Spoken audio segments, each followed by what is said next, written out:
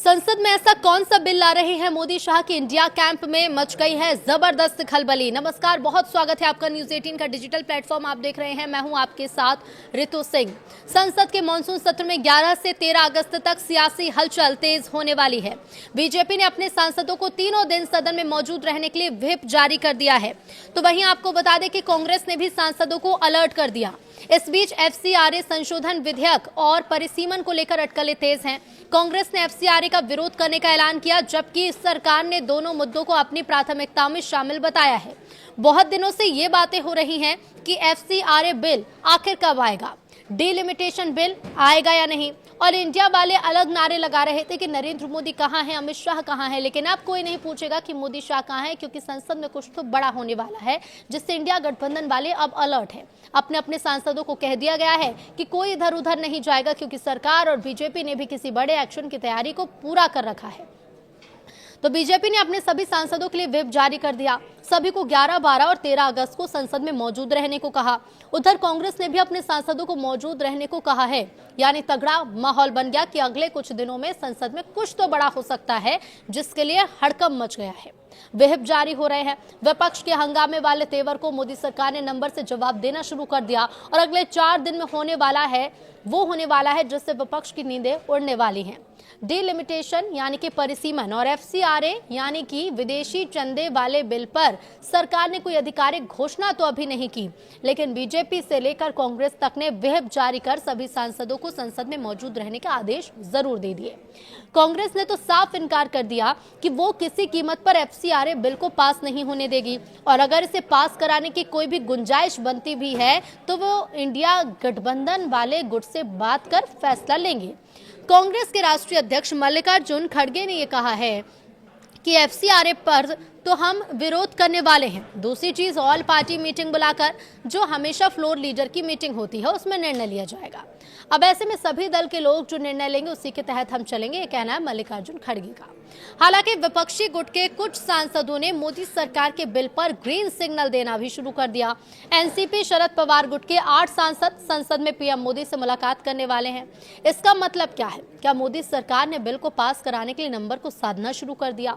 NCP यानी कि शरद पवार की सांसद, इस गुट की सांसद सुप्रिया सुले ने कहा कि अगर बाहर बारिश आएगी तो आप छाता लेंगे या रेनकोट? देश के प्रधानमंत्री को मिलने जा रही हूं, मैं थोड़ी किंतु परंतु करूंगी। ऐसा नहीं होता, ये बहुत जिम्मेदारी का काम होता है। ये प्रधानमंत्री हैं, उनका हमें हमेशा आदर होना चाहिए। हम सांसद उनको मिलने जा रहे हैं, पॉलिसी के लिए जा रहे हैं ना। आजकल क्या हो गया है, ये कहना है सुप्रिया सुले का। उन्होंने कहा कि कोई किसी से मिलता है तो गॉसिप हो गई।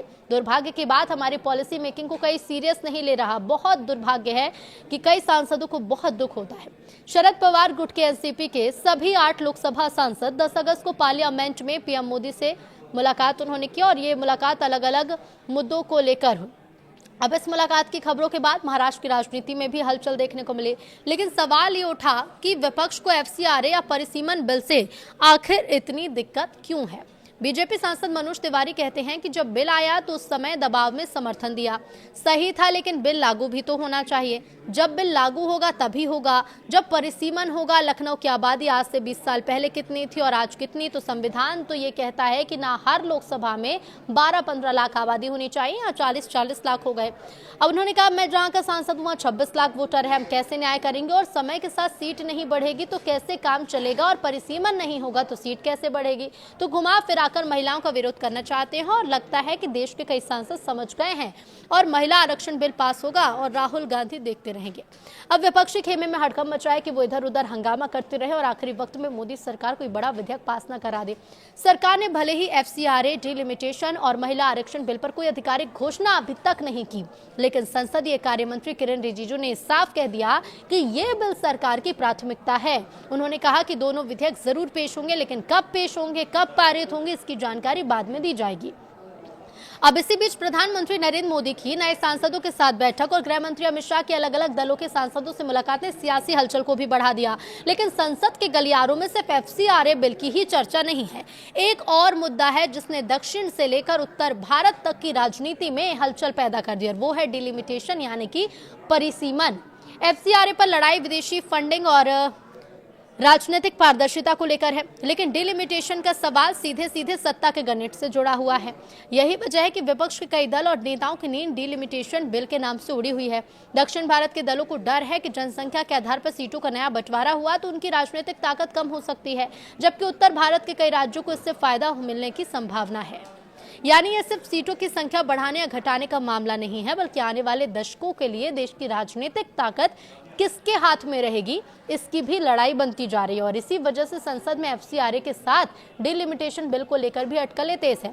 सवाल यह है कि आखिर डिलिमिटेशन है क्या, विपक्ष इसके नाम से इतना बेचैन क्यों है और मोदी सरकार इसे लेकर क्या तैयारी कर रही है।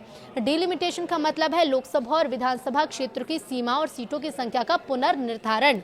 ये काम जनगणना के आंकड़ों के आधार पर किया जाता है ताकि बढ़ती या घटती आबादी के हिसाब से प्रतिनिधित्व संतुलित रहे।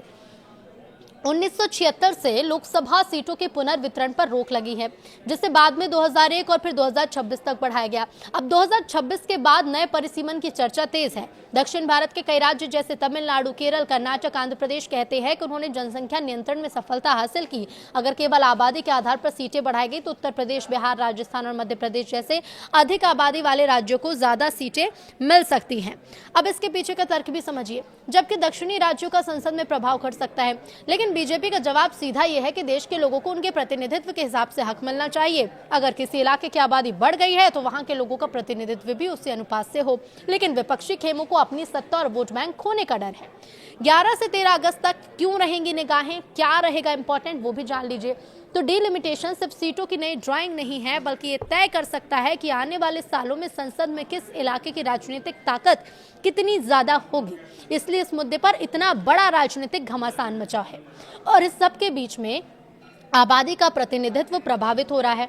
मॉनसून सत्र में सरकार ने अभी तक 8 बिल पेश किए, जिसमें से 5 बिल एक सदन से पास हो चुके हैं। इसी हफ्ते 4 और बिल सदन में पेश होंगे। ट्रिब्यूनल सुधार विधेयक 2026 को कानून मंत्री अर्जुन राम मेघवाल पेश करेंगे। इसका मकसद अलग अलग न्यायाधिकरणों की प्रक्रियाओं में सुधार लाना है। खान एवं खनिज विकास एवं विनिमय संशोधन विधेयक 2026 इसे केंद्रीय मंत्री जी किशन रेड्डी पेश करेंगे। खान और खनिज अधिनियम 1957 में संशोधन के लिए है। केरल नाम में परिवर्तन विधेयक 2026 को अमित शाह पेश करेंगे।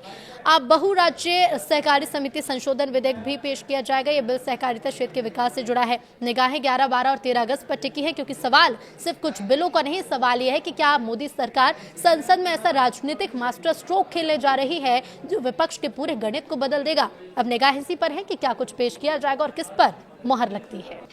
तो बीजेपी ने अपने सभी सांसदों के लिए व्हिप जारी कर दिया। सभी को 11, 12 और 13 अगस्त को संसद में मौजूद रहने को कहा। उधर कांग्रेस ने भी अपने सांसदों को मौजूद रहने को कहा है।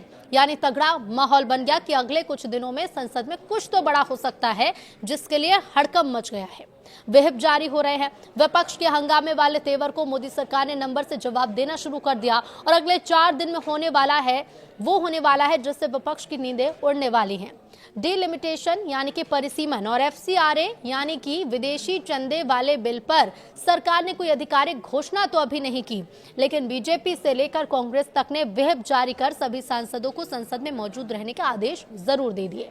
कांग्रेस ने तो साफ इनकार कर दिया कि वो किसी कीमत पर एफसीआरए बिल को पास नहीं होने देगी और अगर इसे पास कराने की कोई भी गुंजाइश बनती भी है तो वो इंडिया गठबंधन वाले गुट से बात कर फैसला लेंगे। कांग्रेस के राष्ट्रीय अध्यक्ष मल्लिकार्जुन खड़गे ने यह कहा है कि एफसीआरए पर तो हम विरोध करने वाले हैं। दूसरी चीज, ऑल पार्टी मीटिंग बुलाकर, जो हमेशा फ्लोर लीडर की मीटिंग होती है, उसमें निर्णय लिया जाएगा। अब ऐसे में सभी दल के लोग जो निर्णय लेंगे उसी के तहत हम चलेंगे, ये कहना है मल्लिकार्जुन खड़गे का। हालांकि विपक्षी गुट के कुछ सांसदों ने मोदी सरकार के बिल पर ग्रीन सिग्नल देना भी शुरू कर दिया। एनसीपी शरद पवार गुट के 8 सांसद संसद में पीएम मोदी से मुलाकात करने वाले हैं। इसका मतलब क्या है? क्या मोदी सरकार ने बिल को पास कराने के लिए नंबर को साधना शुरू कर दिया? एनसीपी यानी कि शरद पवार की सांसद, इस गुट की सांसद सुप्रिया सुले ने कहा कि अगर बाहर बारिश आएगी तो आप छाता लेंगे या रेनकोट। देश के प्रधानमंत्री को मिलने जा रही हूं, मैं थोड़ी किंतु परंतु करूंगी। ऐसा नहीं होता, ये बहुत जिम्मेदारी का काम होता है। ये प्रधानमंत्री हैं, उनका हमें हमेशा आदर होना चाहिए। हम सांसद उनको मिलने जा रहे हैं, पॉलिसी के लिए जा रहे हैं ना। आजकल क्या हो गया है, ये कहना है सुप्रिया सुले का। उन्होंने कहा कि कोई किसी से मिलता है तो गॉसिप हो गई। दुर्भाग्य की बात, हमारी पॉलिसी मेकिंग को कई सीरियस नहीं ले रहा। बहुत दुर्भाग्य है कि कई सांसदों को बहुत दुख होता है। शरद पवार गुट के एनसीपी के सभी 8 लोकसभा सांसद 10 अगस्त को पार्लियामेंट में पीएम मोदी से मुलाकात उन्होंने की और ये मुलाकात अलग अलग मुद्दों को लेकर हुई। अब इस मुलाकात की खबरों के बाद महाराष्ट्र की राजनीति में भी हलचल देखने को मिली, लेकिन सवाल ये उठा कि विपक्ष को एफसीआरए या परिसीमन बिल से आखिर इतनी दिक्कत क्यों है। बीजेपी सांसद मनोज तिवारी कहते हैं कि जब बिल आया तो उस समय दबाव में समर्थन दिया, सही था, लेकिन बिल लागू भी तो होना चाहिए। जब बिल लागू होगा तभी होगा जब परिसीमन होगा। लखनऊ की आबादी आज से 20 साल पहले कितनी थी और आज कितनी, तो संविधान तो ये कहता है कि ना हर लोकसभा में 12-15 लाख आबादी होनी चाहिए, यहाँ 40-40 लाख हो गए। अब उन्होंने कहा, मैं जहाँ का सांसद हूँ वहाँ 26 लाख वोटर है, हम कैसे न्याय करेंगे, और समय के साथ सीट नहीं बढ़ेगी तो कैसे काम चलेगा, और परिसीमन नहीं होगा तो सीट कैसे बढ़ेगी। तो घुमा फिराकर महिलाओं का विरोध करना चाहते हैं और लगता है कि देश के कई सांसद समझ गए हैं और महिला आरक्षण बिल पास होगा और राहुल गांधी देखते रहेंगे।